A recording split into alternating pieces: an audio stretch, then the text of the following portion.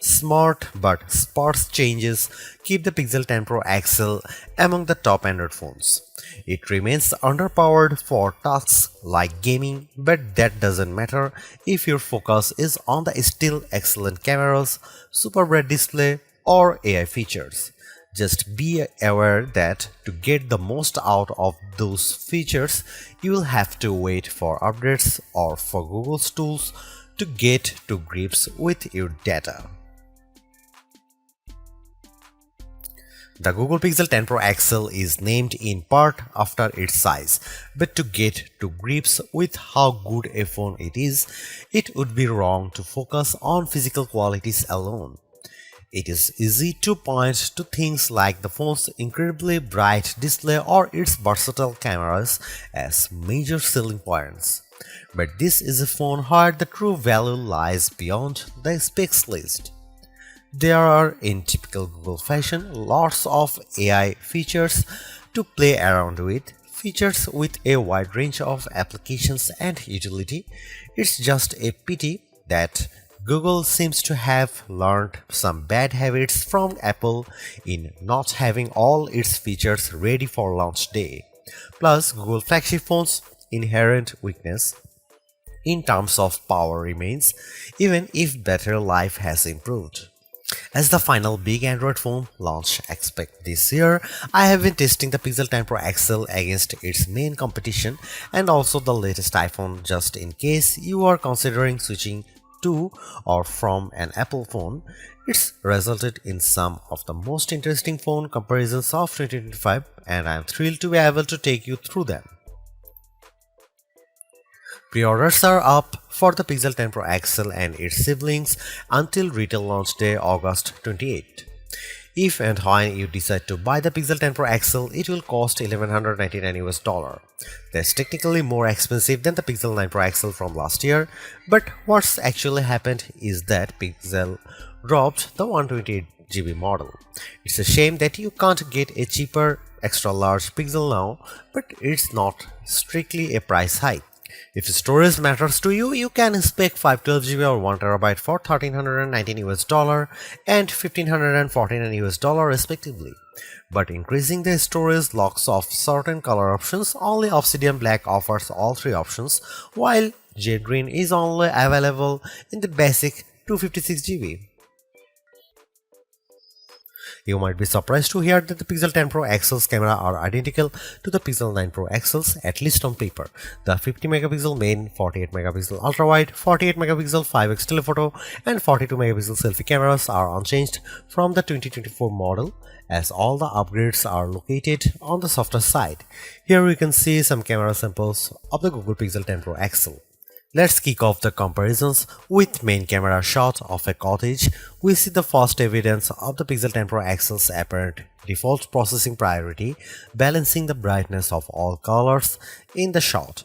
This is perhaps why the Pixel shot is much warmer, with the Galaxy S25 Ultra's image being cooler and brighter. Against the iPhone 16 Pro Max, the Pixel 10 Pro XL also looks less bright but punches up the colors in return. The trees in the background in this view across a park are much easier to make out in the Google photo. And how does it compare against the outgoing Pixel 9 Pro XL? This photo of disused telephone box shows that the Pixel 10 Pro XL gives slightly stronger colors on the blue end of the spectrum, but is otherwise identical to the Pixel 9 Pro XL's image. In the night mode, with our subject being mini bottle of Henderson's relish, we see the Pixel 10 Pro XL struggle to capture the light compared to the Galaxy S25 Ultra, but the Pixel does have less of a red color caused by the curtains in the room than the S25 Ultra, which could be an advantage in some cases. Switching to the ultra-wide cameras and looking over a small stream in a wood, the Pixel's image pales compared to the S25 Ultra's far brighter shot.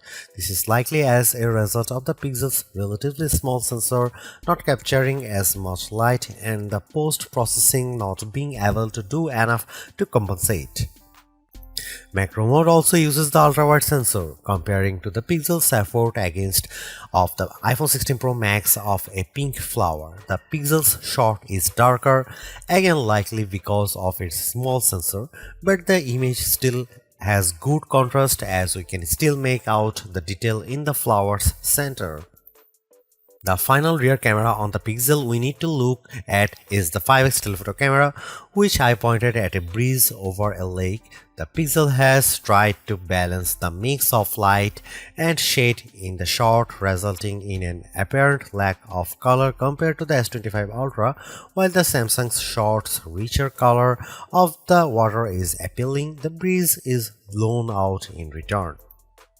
The Pixel 10 Pro XL's telephoto camera offers up to 100x max magnification for the first time, except with the power of ProRes zoom. Images at the level are still legible, albeit potentially inaccurate, but let's start at a less extreme 50x. Zooming in on a milestone's curved lettering, it's already obvious that the Galaxy shot is noisier than the Pixel's, but based on my own observation, the Pixel has over-smoothed the stone, removing some of the texture in an effort to clean up the shot. At 100x, this effect is even more noticeable. A stone that's been sitting outdoors for who knows how long is unlikely to be as smooth as the Pixel's shot would have you believe. But in terms of legibility, while both photos still show the lettering clearly, the Pixel shows them in crisper detail. When exporting the images, the Pixel 10 Pro XL conveniently gives you both your original ProRes zoom shot and the processed version, along some interesting comparisons. For instance, we have here a church window about 1000 feet away from where I was standing as I took the photo. It's an impressively sharp shot, but the Pixel's processing system seemed to have read the stone bars between the glass as wood, adding a vertical grain effect. While the detail of the brickwork has been impressively recovered, it shows a big limitation of these generative detail enhancing tools. It shows you what's likely to be there rather than what truly is there. Google enhanced some of the camera's associated features, such as making best take active automatically with enough photos and offering 50 megapixel resolution for portrait modes. But the all-new feature, and the one I spent the most time with, was Camera Coach, the new photography teaching tool that's accessible right from the viewfinder. This is currently in preview, so hopefully it powers will multiply in the future, but right now it's more of an interactive forming tool. It will detect what you are pointing the camera at, offer some suggested compositions, and then give you tips on which camera lens to use, where to stand, and how to position the subject.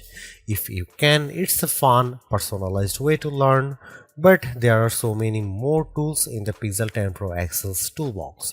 I hope more options or perhaps an advanced mode appear in future to help guide users to try even more, like switching between vertical and horizontal shots, setting a manual focus, or adjusting exposure.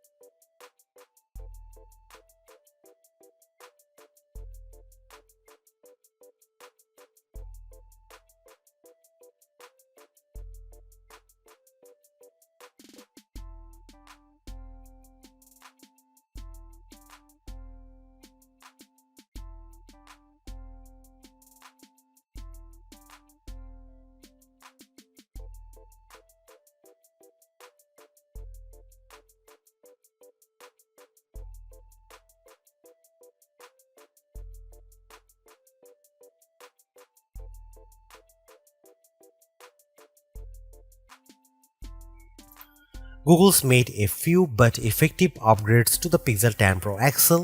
It's a masterclass in efficiency, changing and improving just enough to stay amongst the top of the pack in the most areas. The display's brightness is unmatched, and the camera's ultrawide perhaps aside offer a balanced, natural look that I can see a lot of people liking. It's unfortunate that the Pixel 10 series is still the lowest powered of the flagship phones on sale today and lags behind its main rivals on battery efficiency. Hopefully, access to Google's latest AI tools makes up for that for anyone who decides to take the plunge, although perhaps give it a couple of months if this is your primary reason. Hopefully, by then the seemingly incomplete Magic Q and the preview version of the camera coach will have been made whole. The Galaxy S25 Ultra may still be a better pick for you if you want more power and power efficiency from your phone. The Pixel 10 Pro may also be a better fit than the XL, considering you only sacrifice display size and battery life for a cheaper phone that's otherwise just as capable as its larger sibling. But the Pixel 10 Pro XL is the most capable and competitive of Google's latest batch of phones.